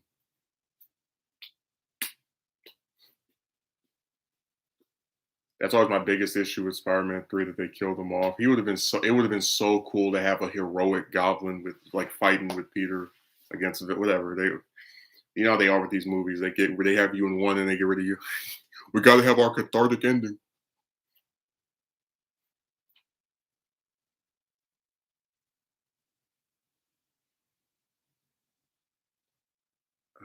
What else is here? Uh, oh, Far From Home. Yeah, Mysterio was really good. I like Jake Gyllenhaal a lot. It's really crazy just thinking about how he was going to be Peter in Spider-Man 2 if Maguire's back was screwed up, so now he's playing the villain.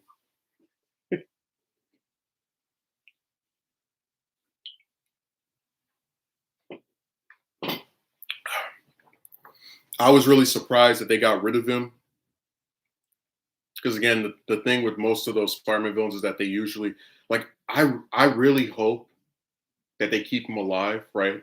And that it's if they because they're talking about doing a fourth MCU Spider-Man movie.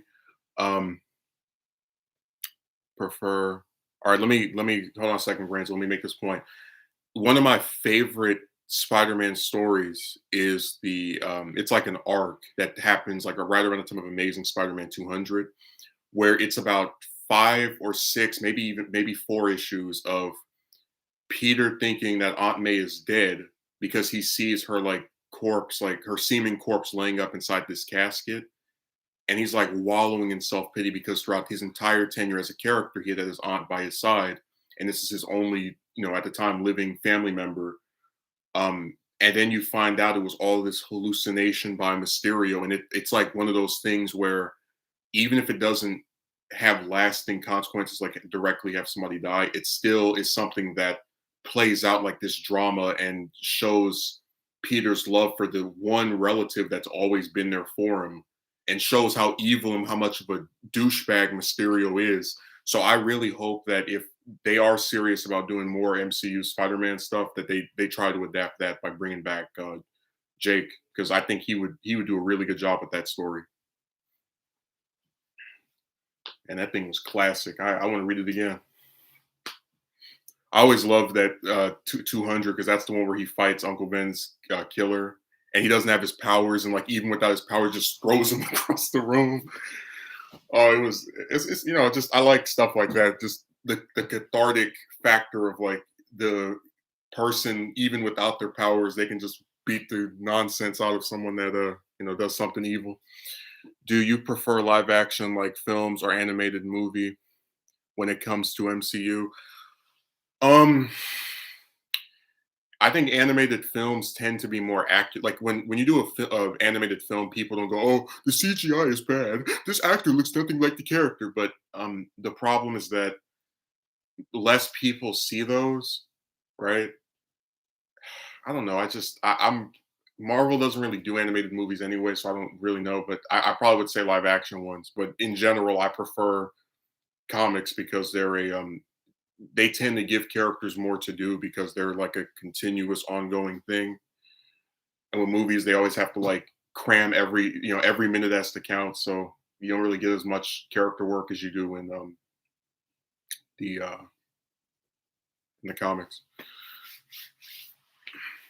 Like a lot of my favorite stuff with Spider-Man has never been put in any of the movies. Like we've never been able to see the Robbie Tombstone relationship in any of the movies, the Scorpion Jameson relationship in any of the movies. Just there's a lot of stuff that doesn't get used because it's not focused on in place of something else. Damn, how long did that last? Because an illusion can last a few hours. It feels like years. Mysterio was good for that. No, that went on for days. Like that was a several issue story of like Peter thinking Aunt May was dead, and then he finds out Mysterio caused that illusion as part of some like scheme that he had to get people to pay for his, funeral service or something. Uh, and I was saying that would be a really cool like out of all the Mysterio stories, that's my favorite one. And I hope that if they do bring Gyllenhaal back to play him, they use that or adapt that in some manner.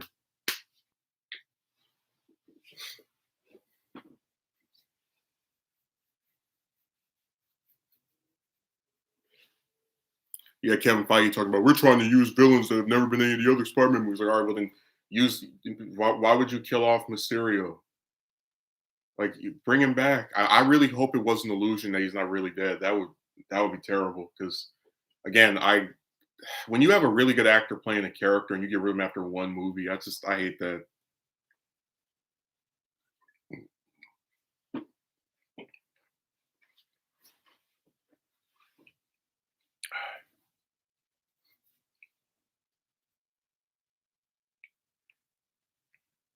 That's why I was so happy when I found out Molina was coming back as Doc Ock. It's like, yes, at last. Just it was nice. Just learning that I was really thrilled.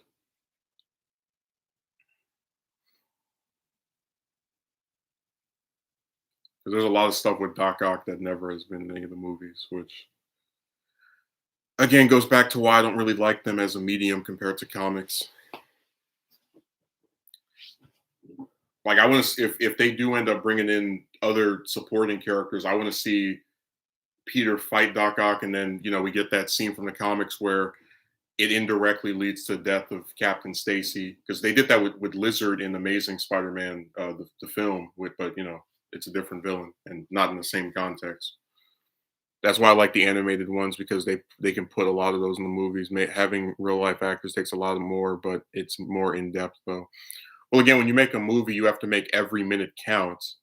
And you don't you in comics, stuff is allowed to breathe a lot more. I love Mysterio's character. It gave Spider-Man an actual challenge. Well, that's why I said I don't like Iron Boy, but I like the actors that are playing these villains.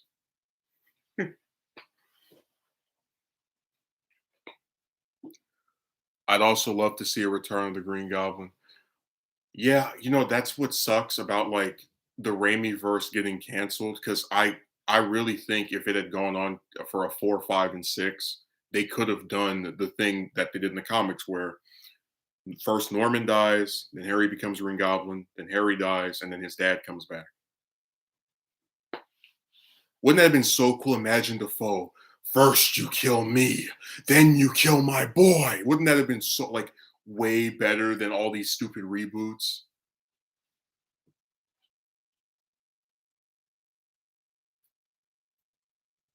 Man, that was the one cool thing about like Norman coming back and Ben Riley were like the best parts of the Clone Saga for me.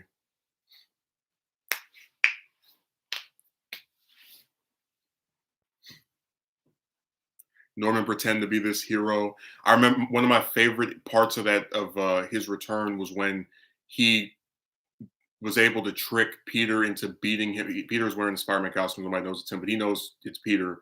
He was able to trick Spider-Man into beating him up on camera, and then the whole town wanted his head, and thought that Spider-Man was a villain for going and beating up this poor, innocent millionaire man that's been framed for being the Goblin. Oh my god! I would have That would have been so cool to see with like Maguire's version of Peter. Like, imagine like a whole movie of like he has to clear his name against the real villain who's like being able to go out there and pose as a hero. Yeah, honestly, didn't think Tom Holland's Spider-Man would survive an encounter with the Green Goblin. Oh, he would get destroyed. But I'm saying that like, you know, in that other universe, that would have been really cool if they did that.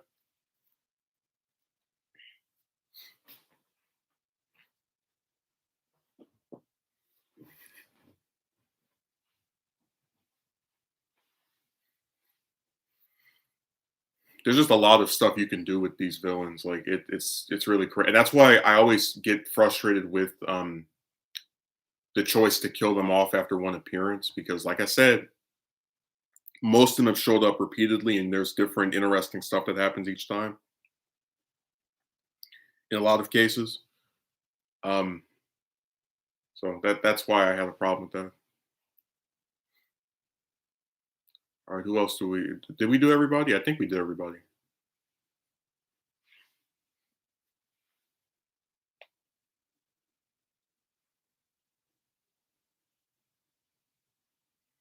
I'm so far from home.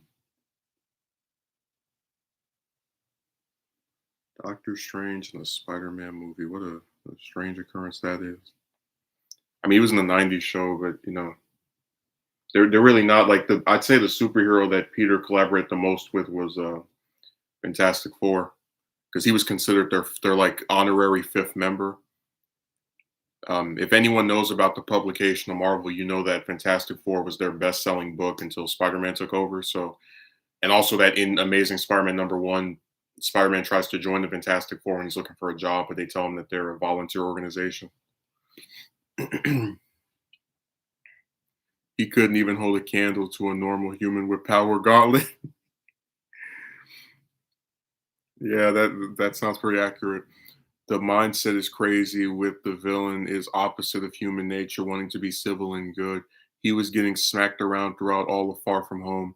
Well, that's why like I don't really like this shared universe stuff that much because most of like the really meaty stuff with Spider-Man is when he's by himself. And it's like it's hard for me to take him seriously as a person who was able to fight Thanos in Infinity War, albeit with the help of others, and he's getting smacked around by a guy that makes illusions, like that's why even though the Raimi stuff was more grounded, didn't have the crossovers, it always just felt more realistic to me in terms of like a consistent power level. Like I understand this character's not invincible, but most of the threats they fight, they're able to do it with their abilities and also just thinking about a little bit or using their mind as well. It's just hard to take this version of Spider-Man seriously when he crosses over with these other characters that are much stronger and he's able to fight them, but then people are much weaker. He's getting tossed around like a like a sack of potatoes. I will say one of my problems with Homecoming, just not really the Vulture as a character, but just how they used him is that we didn't get an aerial battle between Vulture and Peter because that's one of the way they usually fight. They go in the air, they're soaring up. He's trying to sock him. He rips off his wings. They fall somewhere.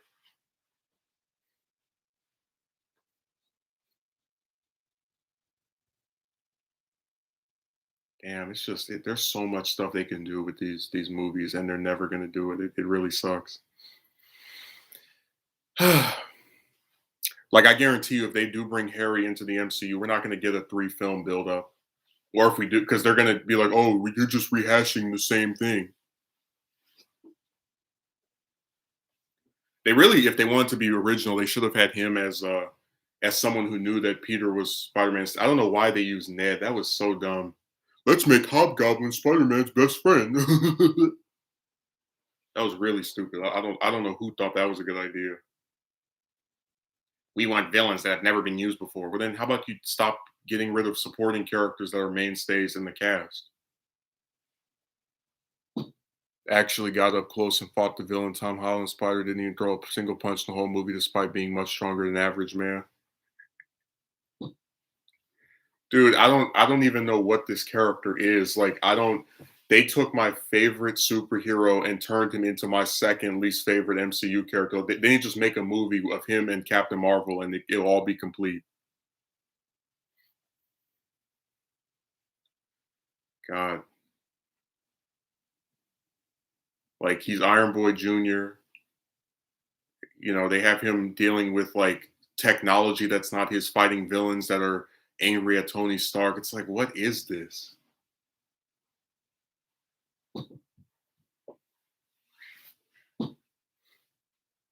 Dude, Iron Man and Spider-Man were never that close in the comics, like at all. I don't even remember them interacting outside of like before Civil War. I really don't remember them talking to each other. Like Iron Man never showed up in any of the Spider-Man titles for decades. It was like so weird that they just hell Captain America showed up more times actually. Because I know I think there's an issue where they team up to fight Electro, and then there's another issue with what's the name of there's a villain with I'm trying to remember his name, but there's a villain that Spider-Man fights. It's not one of the like it's one of the lesser known ones. That's why I'm forgetting it. And then the villain like teams up with the John Walker Captain America, the one that was in Winter Soldier, not Winter Soldier, Falcon and Winter Soldier. Spider-Man has more than enough villains to deal with. I liked it. I like what they did with Venom in the movies. Can't wait to see the second one. Yeah, the Venom out of any comic book antagonist, I think, has the biggest reason to have his own stuff because he's had what 200 issues of his own solo title and a bunch of different miniseries and his own rogues gallery. Like I would love to see them do Null in a movie because Null's a brand new character people aren't that familiar with. The creator of the symbiotes that could be the whole crux of a third film or a fourth film. When Spider-Man put on the black suit and switched personality was golden.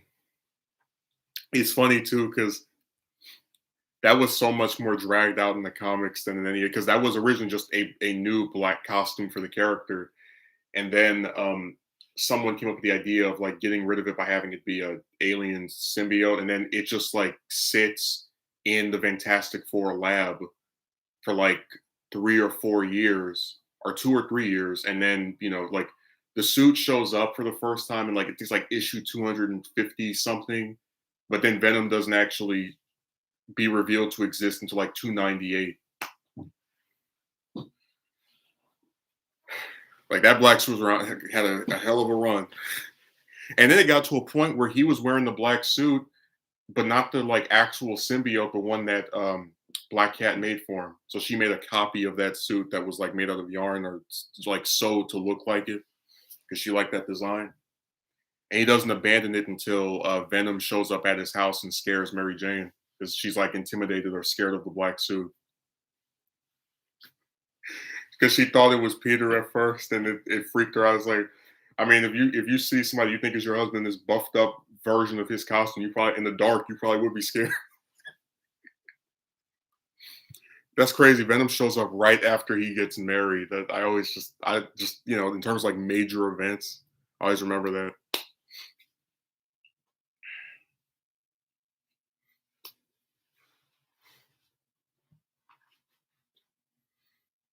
Yeah, I hope that they do end up using. I don't know. I have really mixed feelings about the MCU version of Peter. Like, part of me really likes the villains. The other part doesn't really like the supporting cast or any of the characters besides the villains. Like, you have Flash, who's I think is one of the most developed supporting characters out of any comic series. Um, just in terms of like his relationship with Peter, I really do like. They go from being enemies to at one point Peter admits that he's his best friend when they're in college. To Flash eventually becoming Venom and anti Venom. Like just he has a very kind of in the background but still prevalent character arc that stretches over several decades. And it's like you guys have this version of Flash that's in Homecoming. He barely has anything to do. He has like maybe 3 lines in the whole movie. And then he's in Far From Home. You reveal that his parents don't really care about him, but again, still not much to do. And it's like I don't really see any reason to care about this character after he's been in 2 movies. And it's like it sucks because this is a good character. Like that's what is so frustrating, that you don't use Jameson, you don't use Harry, you don't use Mary Jane. You have this weird composite character. I don't get them at all. The only thing they've done right is not kill off the villain, and they even screwed that up if they actually do keep Mysterio dead. I really hope they reveal that's an illusion because if they don't, that'll be one of the dumbest things they've done this whole series. You have such a great actor like Jake Gyllenhaal and give him a one-time performance. That's why I like Defoe as Green Goblin because it was unheard of to have a villain like show up repeatedly in flashbacks after his death. Not flashbacks, hallucinations, excuse me, but you get the point that they knew there was something there. Hell, you even had Raimi in an interview admit that he had, despite the fact that Green Goblin and Uncle Ben die in the first movie, they're both in all 3 because he viewed his films as like chapters, and you have to get each actor back for each chapter. So it was nice that he got Defoe and Cliff Robertson to show up after their characters had seemingly met their end.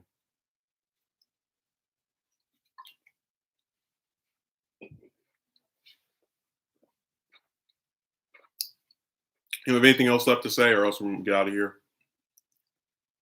I did have somebody who told me, you need to timestamp your video. I'm like, sir, I'm not about to sit here and watch my own video for an hour and a half so that you might maybe give me one more view. Like, if you think it's too long, don't watch it. I have plenty of videos that are 2, 3, 4, 5 minutes long for you to watch instead. I just like talking about different things, and I couldn't cover this as in depth as I wanted to in a video, at least without like not having the interactions with the chat and other people.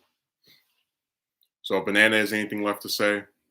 And he still hasn't explained to me if he likes the MCU version of Cap, because I really did. I thought he was good. I remember when Chris Evans was cast, people were like, "Oh, they're gonna have Human Torch play Captain America." If they want to kill off a character in these, that still made a big impact just to Justice League and have Doomsday show up.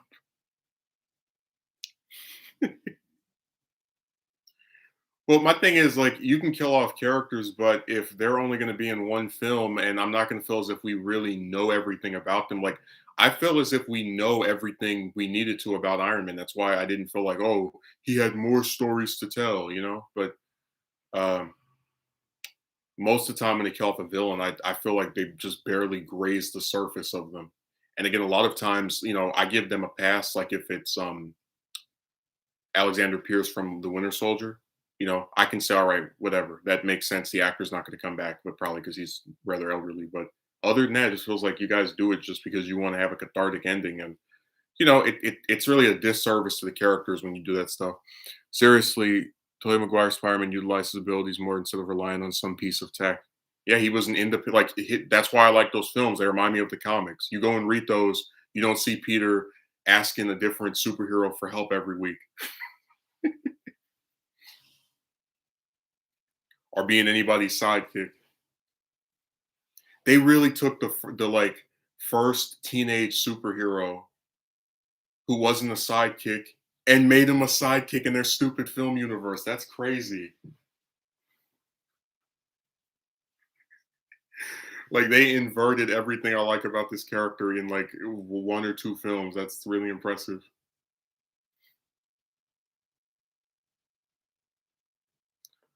Far From Home really made Spider-Man look incompetent. And then it's like you bring back Jameson, this character that I'm not the biggest fan of the Amazing films because they don't use him and Mary Jane, and those are the two most prominent Spider-Man characters outside of Peter in terms of their, like, they both have over 1,000 appearances, so they're the most recurring characters outside of Peter himself from his mythos. Um, but you bring back Jameson, have the goal to get the same actor as before, which I did really like, and then right after that you reveal his secret identity, so now there's no point in oh my god. Oh, that's so stupid. Dude, watch him be in because we don't know if he hasn't been confirmed for the next film, but like if he is in that's gonna be a cameo. They're not gonna have, and that sucks because Jameson is such an interesting character. Like we've never seen a live action movie with him creating Scorpion. We've never seen a movie where his son becomes Man Wolf. Like there are so many plot, and that's why I said comics are better. There are so many plots involving Jameson that are interesting and are complex. And I'll never, and this was in the '90s show, but it was done a little differently in the comics. I'll never forget. I think it was 192, the issue where Spider-Man and Jameson are tied to this like bomb that's going to go off, and Jameson hates Spider-Man so much that he's like, "I know you're smiling behind that mask of yours." And then after they finally get the bomb taken off and Spider-Man leaves, and I did screenshot this, but I don't remember the like full it verbatim. Jameson like admits that Spider-Man now knows he's not half the man he is, and that's why he has to drag him down into the gut. It was like, that's the kind of stuff that really makes me sad that they just left this character out of all these different movies because he just as a supporting character, you can do so much with him in the realm of live action that's never been done before. This guy stopped a whole train with webs, no technology, actually having to use his abilities. You get my point that a lot of those supporting characters are really great and have their own different complexities and stories of note, and you have them in your universe, but you won't do anything with them. Really sucks.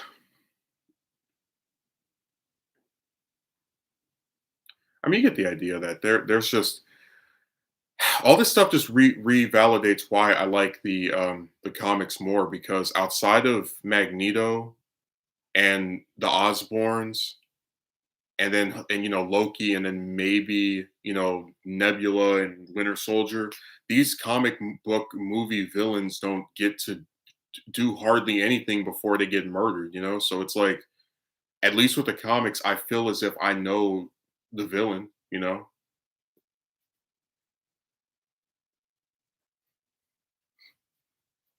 Again, Banana, I'm not going to argue with you about McGuire's being the best.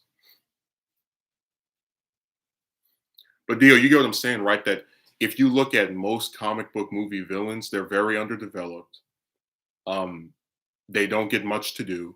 And I'm not saying that you have to be in multiple movies to get development because I think Doc Ock and Spider-Man 2 is very developed. I think Joker in The Dark Knight is very well used, along with arguably Toothface. But my thing is, like, you have just as an example in the Dark Knight trilogy, you have Scarecrow, right, as the villain of the first film, and then like once Ra's al Ghul shows up in Gotham, he takes a back seat. Then he has cameos in the second and third movie, and it's like, well, I never really felt like Scarecrow got to be the main antagonist of anything. Even in his own movie, he's secondary to somebody else. Just like with Two Face, The Dark Knight builds up to Harvey Dent losing his sanity, going insane, and then it's like, oh, his first night out, his first day out, we get like 2, 3 scenes of him being evil, and then he gets murdered. So do you see what I'm saying of how most of these comic book movie super villains don't really get to do much outside of the few I mentioned, and a couple of whom aren't even in the MCU.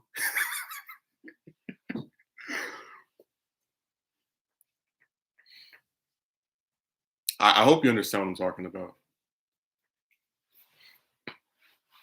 Because I take no joy in saying this, but I do believe that they kind of like discard the villains really quickly and easily. And it really sucks because when you act this like so, I guess maybe the way I look at it is these characters get films made about them because people like them. So when you treat their villains like trash, it's like an indicative of how you don't really care about these characters, you just want to make a buck. He's the best of my well, I've agreed with that opinion 1,000 times over. But it just really sucks because, like a lot of these actors are really good. A lot of these characters have source material that I find very interesting. And they just like, they're one and done. They're tossed out like trash. And I give exceptions sometimes, like with Pierce in Winter Soldier or Doc Ock in Spider-Man 2, because either the character is done very well in that one appearance, like with Joker and Dark Knight, or I feel as if even like they've been used enough within that one film for me to say, all right, well, at least we got this. But with a lot of these, they're taking villains like Red Skull, who has a whole bunch of different entertaining stories with Cap, and just completely discarding of them after one appearance. Like, how cool would it have been if after 70 years of Red Skull thinking Cap is dead and he's like doing his little evil stuff on Earth, they meet again and he's like, what? Just completely blown away in shock. It's like he's seen a ghost. But you don't get that. Dude, it was so crazy to see Winter Soldier be the focus of like the Cap trilogy because if you actually read comics, you know that Winter Soldier is like a very recent creation. Like he only showed up during the early 2000s with Ed Brubaker. Like Red Skull was the Captain America villain, and then they just like completely toss him aside for Bucky. Yeah, the Hulk movies could have been much better, in my opinion, though. Well, the first Hulk I'm not talking about, and the second one from the MCU is like always going to be this weird standalone installment because Hulk's played by a different actor than all the other films, and we're never going to get a sequel because Universal is run by pricks.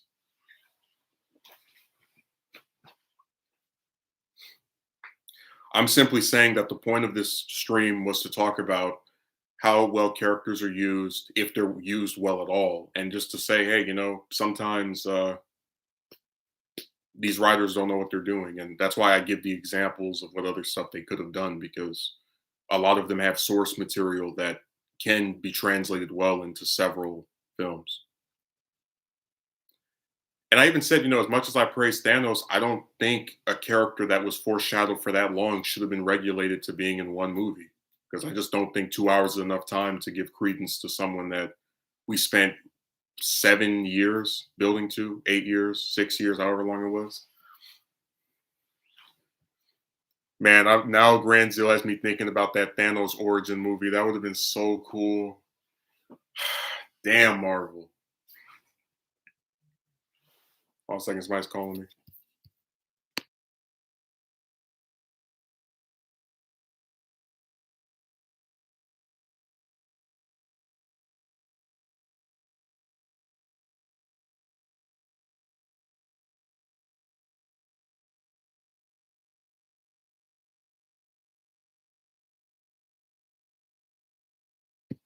All right, let me get back to this. But anyways, the MCU currently has 24 movies. I didn't talk about Black Widow because I'm not really. I mean, we already know the villain from that is boring. Whatever. I thought the movie was all right, but that villain is just whatever to me.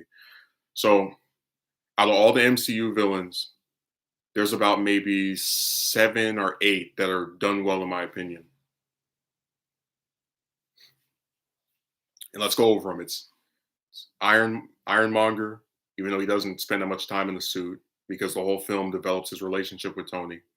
Loki, who is actually a contender for the most popular MCU character, and that's no small feat for a villain from Phase One. Like, people can't even name the other villains from Phase One.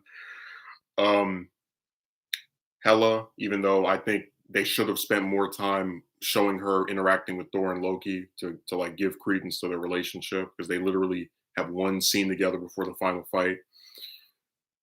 It's not a scam. That was someone I know. Um, Thanos, because again, all the foreshadowing, all the build up, but I still think they should have used him outside of just one movie, and an alternate version of himself that is much more of a blander character. Um, Killmonger, who is overrated as all hell, but I still thought was an interesting character that people. I think if Black Panther the movie didn't get overhyped, they would have said, yeah, he should have been developed more than he was, because he literally disappears from that movie for the longest time. um, just that was lame to me, that part of it. But I do hope they bring him back. Uh, who else am I missing? Ultron, I liked him. I hope they use him again, because the character of Ultron is very interesting to me, and like building himself back up and using him repeatedly in the comics. I think that's about it. Yeah, Winter Soldier and Nebula, but I don't really count them, because for me, the two of them and Loki are the best simply because they're in multiple films and get development. But the best like villain as far as imposing threat to me is probably Thanos. It's just I still don't think that one film by itself really was able to tell as much story with him as they should have had. And that's why I'm upset at the MCU. They didn't give me my damn prequel Thanos movie. Because Brolin would come back for that, because he's coming back for What If. They can't even get RDJ to play Iron Man by voice in that show. So, I have no doubt that if they wanted to do a prequel on Thanos, they could get the actors to come back. At least the ones that, matter. Like Tom Hiddleston wants to still play Loki, obviously. Uh, that's what sucks. Like, that was a really good villain, and he gets like tossed away after a movie and like a scene in a second one. Hey, such is the way of the MCU. Anyways, I hope you enjoyed the stream. I'm not a writing expert. I'm just a guy that looks at stories, and I believe characters a lot of times have potential, and that a lot of writers are so gung ho about getting rid of people and trying to have these like dynamic, intense scenes that they throw away characterization for these quick reliefs. That's why we gave the example of Naruto earlier. So, thank you. Grand Zeal, thank you, Dio. Thanks, Banana. Anyone else that showed didn't write anything crazy, and have a good day.